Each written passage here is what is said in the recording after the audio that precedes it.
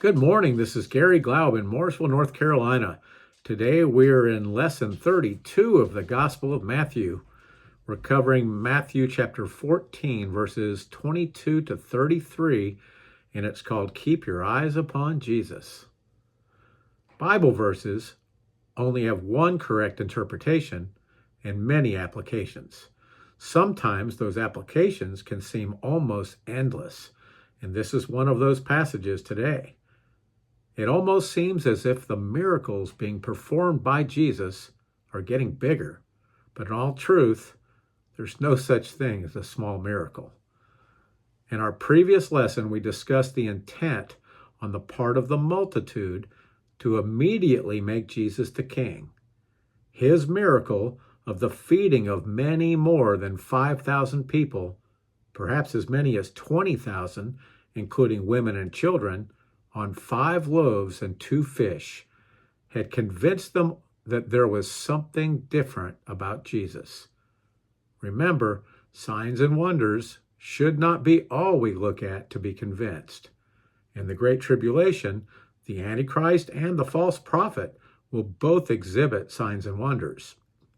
But when those signs and wonders can be balanced with God's word and God's heart, that is another story in itself. Let's read our first passage today. Matthew chapter 14, verses 22 through 33 says this. Immediately Jesus made his disciples get into the boat and go before him to the other side, while he sent the multitudes away. And when he had sent the multitudes away, he went up on the mountain by himself to pray. Now when evening came, he was alone there, but the boat was now in the middle of the sea, tossed by the waves, for the wind was contrary. Now in the 4th watch of the night, Jesus went to them, walking on the sea. And when the disciples saw him walking on the sea, they were troubled, saying, "It is a ghost," and they cried out for fear. But immediately Jesus spoke to them, saying, "Be of good cheer. It is I. Do not be afraid." And Peter answered him and said, "Lord, if it is you, command me to come to you on the water." So he said, "Come." And when Peter had come down out of the boat, he walked on the water to go to Jesus. But when he saw that the wind was boisterous, he was afraid and began to sink. He cried out, saying, "Lord, save me." And immediately Jesus stretched out his hand and caught him and said to him, "O you of little faith, why did you doubt?" And when they got into the boat, the wind ceased. Then those who were in the boat came and worshipped him, saying, "Truly you are the Son of God." As we have discussed before, the Sea of Galilee is about 8 miles across. So if the disciples were in a boat halfway to the other side, they would be 4 miles away from Jesus and 4 miles away from the shore. Although the Sea of Galilee is a lake, and some may think that waves upon a lake are an odd occurrence, this is a very large lake. When the winds come right from the Horns of Hattin, waves on the Sea of Galilee are a common occurrence. But also be aware that 4 of these disciples were former fishermen on the Sea of Galilee and were more familiar with this lake than almost anyone else. These waves were caused by what Matthew terms a contrary wind. Our first question is, who caused the wind? The answer to that question could simply be blowing in the wind, but we have scriptural examples of times when both God and Satan caused wind on this earth. In the book of Job, God spoke to Job out of a whirlwind. And in that same book, Satan used a whirlwind to kill all 10 of Job's children. This passage does not tell us whether God or Satan caused the wind that day, but it really doesn't matter. Even if Satan caused the wind, God allowed it and used it for his benefit. This would be an example of all things working together, even before Paul wrote that verse. During the fourth watch, which is between 3 a.m. and 6 a.m., the disciples saw something on the lake that they could neither explain nor comprehend. Thinking it was a ghost, the disciples cried out in fear. Instantly, Jesus soothed those fears, speaking to them directly and identifying himself. Honestly, until I would have seen Jesus face to face, I'm not so sure that my fear would have subsided so quickly. Peter, though, goes from fear to faith in one giant step for mankind, larger than the one taken by Neil Armstrong on the moon. Lord, if it is you, command me to come to you on the water. Jesus invited Peter to walk with him on the water. Peter got out of the boat and walked on the water with Jesus. In many ways, Peter is extremely different from the other apostles. Frequently, Peter either speaks or acts without thinking. If Peter was a track star, he would have false started often. Ready, go, set. We can see so many examples throughout the Bible. In fact, Peter had a trifecta on the day of the arrest of Jesus. At the Passover Seder dinner, which we call the Last Supper, Peter began by telling Jesus that he would not allow Jesus to wash his feet. Jesus reminded Peter that if he did not wash Peter's feet, that Peter had no part with Jesus. Later, cutting off the ear of Malchus in the Garden of Gethsemane when they came to arrest Jesus was a big one too. Jesus immediately healed the ear of Malchus. And if Jesus had not done so, Peter likely would have been executed and would not have written any books in the New Testament. Nor would he have preached the sermon on Pentecost that brought so many to the Lord. And of course, the largest of all of these is the claim by Peter on the same night that he loved Jesus more than all of the rest. Jesus told him in advance of the event that on that very night, Peter would deny Jesus 3 times. For me, this last event is one that I am so glad is included in the Bible. It is difficult to grasp what it takes to deny Jesus, to deny God. In our finite minds, we have the tendency of thinking that we never have done something so egregious. But in truth, any time we choose to sin, we deny God. In the same way that Peter did. If we are not for God, we are against him. And when we choose to sin, we have aligned ourselves with Satan, even for a time. After the resurrection, one of the first things that Jesus did was to restore Peter. That story should bless each and every one of us. Just like Peter, we have denied Jesus, and Jesus has restored us. We also can think of Jesus teaching the disciples about his impending death. When Peter began to rebuke Jesus, the response by Jesus was, "Get behind me, Satan." If Peter truly believed that Jesus was the Son of God, to knowingly rebuke the Son of God would take a whole lot of guts or ignorance. But let's counterbalance this aspect of the personality of Peter with other aspects of that same personality. Peter was incredibly brave.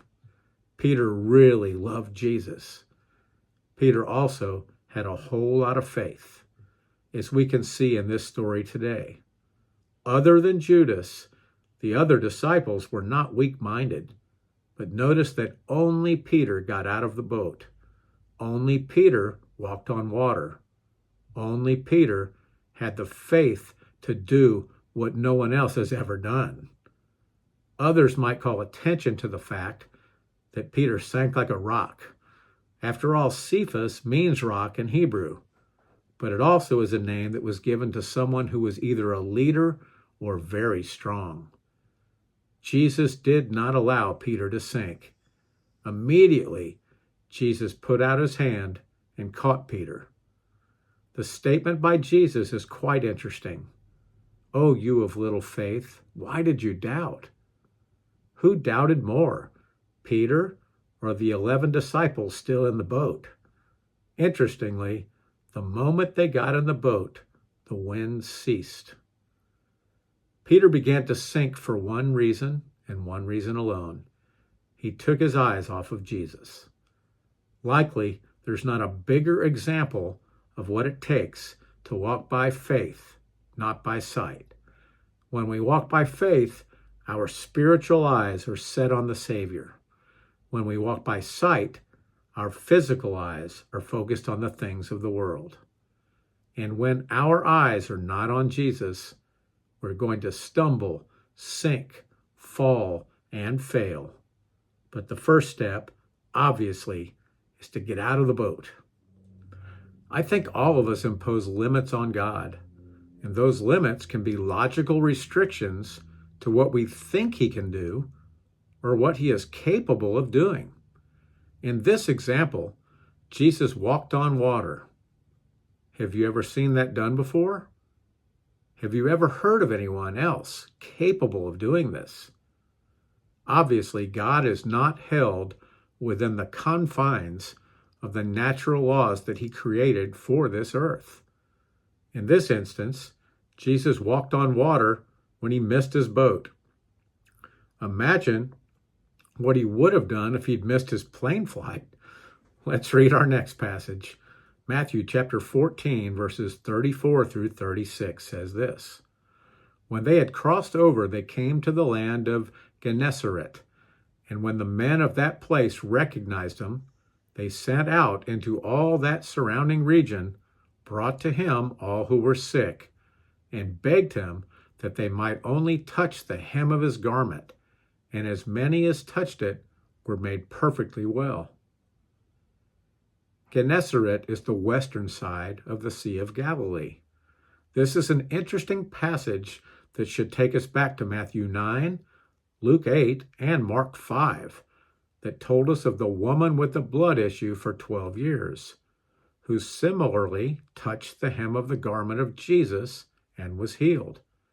In that occurrence, even though Jesus was not looking at her when that transpired, he still must have felt the power leave his body to heal her. That power wasn't in the clothing.